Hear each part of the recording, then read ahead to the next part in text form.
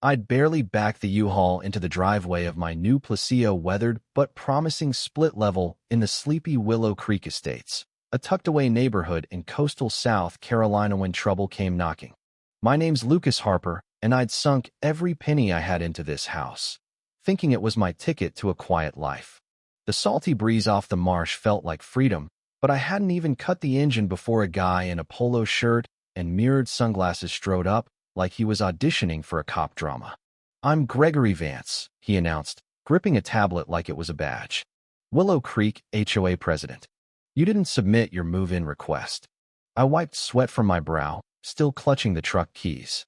"Lucas Harper. Just got here. What request?" His jaw tightened. "All move-ins require 10 days prior notice. It's in the covenants. And that truck's too big for the street.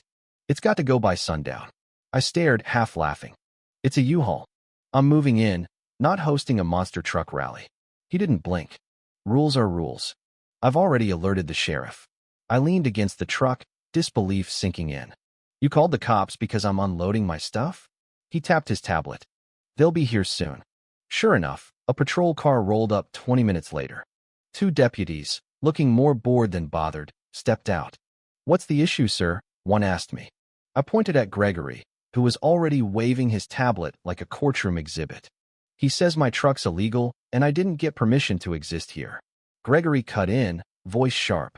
"No notice, no exterior modification plans, and that vehicle's a hazard." The deputy sighed, glancing at my deed, which I'd pulled from the glove box. "Says here your lot's on a carve-out from the original plat. You're not under HOA jurisdiction." I nodded. "Checked it with the county before I signed." Gregory's face twitched. "That's not right." The deputy handed back my deed. "Take it up with your board, sir. This isn't our problem."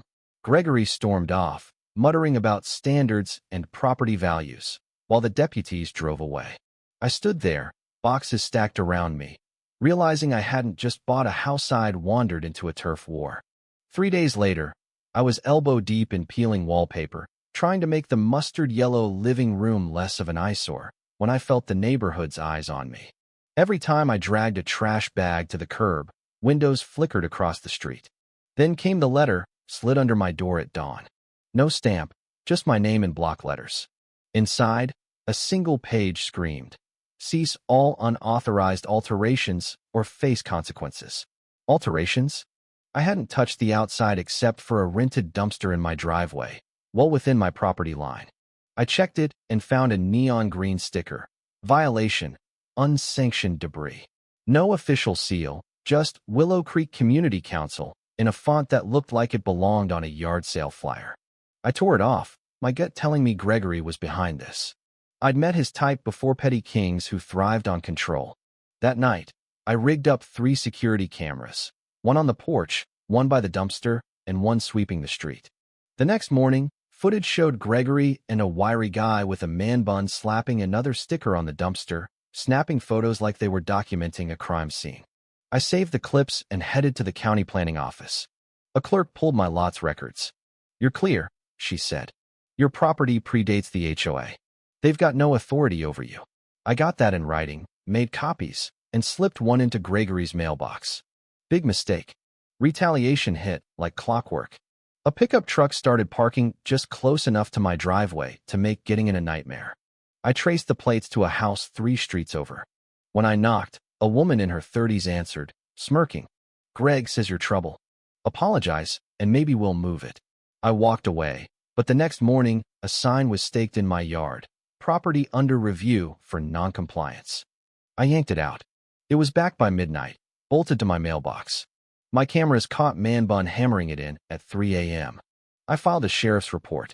Deputy Carla Ruiz, a no-nonsense woman with a clipboard, watched the footage. "Looks like trespassing," she said. "Want to press charges?" I shook my head. "Just want it documented." Things got uglier. A delivery of flooring tiles was blocked when 2 SUVs, driven by Gregory's buddies, parked across the street, claiming HOA safety checks. The driver gave up, and I ate a $150 rescheduling fee. I filed another report. Then I dug into Gregory's operation. Online records showed HOA dues had spiked over 4 years, funneled into a maintenance company, Coastal Crest Services, owned by Gregory's cousin, Mitch Vance. I printed the proof and started knocking on doors. Most neighbors shut me out, but a retired couple, the Burks, invited me in. They'd been fined $300 for unapproved flower beds that matched the neighborhood's original plans. Greg said we were lowering the aesthetic, Mrs. Burke said, her voice shaking. They were ready to fight. I called my old college buddy, Rachel, a lawyer who specialized in HOA disputes. She showed up with a laptop and a plan. This is fraud, maybe embezzlement, she said, eyeing the fake sticker. And that's a criminal offense here. That night, a gray van idled outside my house for 10 minutes, headlights off. The next morning, I found a gutted fish taped to my garage door. I didn't call Ruiz. I took the footage straight to the county prosecutor. By noon, they were investigating. Gregory doubled down. A courier dropped off a cease and desist letter from the HOA, accusing me of sabotaging community harmony. Rachel laughed. They're panicking. They know we've got them. We kept digging. A black sedan cruised past my house 5 times one night, no plates visible. A neighbor snapped a photo of my trash cans, pretending to jog. Rachel found a $15,000 payment to a shell company, Tidewater Solutions, owned by HOA treasurer Neil Baxter. We confronted Neil at his pristine colonial-style home. You're funneling HOA money through your company, Rachel said, holding up documents. He went pale. I'm not talking without my attorney. He shut the door. 2 neighbors, a mechanic named Sam and a librarian named Clara, came forward with stories of fines for fence height and excessive porch light. Rachel added their affidavits to our file. The breakthrough came when a former HOA secretary, Ellen, reached out after seeing our flyers. Her flash drive held records of fines laundered through fake vendors, all linked to Gregory's family. The district attorney called a grand jury. Subpoenas landed on Gregory, Neil, and a 3rd board member, who bolted town.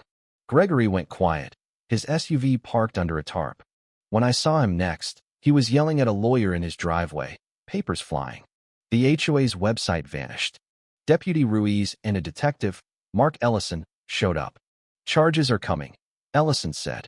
Fraud, tax evasion, and illegal surveillance. They'd found cameras in the community pavilion, installed to monitor compliance, but really spying on residents. Gregory's arrest was chaos. Deputies swarmed his house at dawn. He stepped out, still in pajamas, shouting, "I'm the victim here," as neighbors filmed. The Burks watched, gripping each other's hands. Sam and Clara stood nearby, silent but triumphant. The air shifted, like a storm had finally broken. A new board, led by a former auditor named Diane, took over, vowing transparency. They canceled the HOA's security patrols and scheduled a full audit. At an open community meeting, the first in years, people spoke without fear. Some raged, some apologized for staying silent. I stood up last. I just wanted a house, not a revolution. But I'm glad we're free. The applause was quiet but fierce. That night, I moved the last box into the garage and stood in the driveway, the marsh breeze cool against my skin. No idling cars, no fake fines. Rachel sat on the porch, grinning. "You took down a dictator, Lucas." I smirked. "Just wanted to hang my curtains." She raised her coffee mug. "Next time, try a knitting circle." Willow Creek was alive again, and my house finally felt like mine.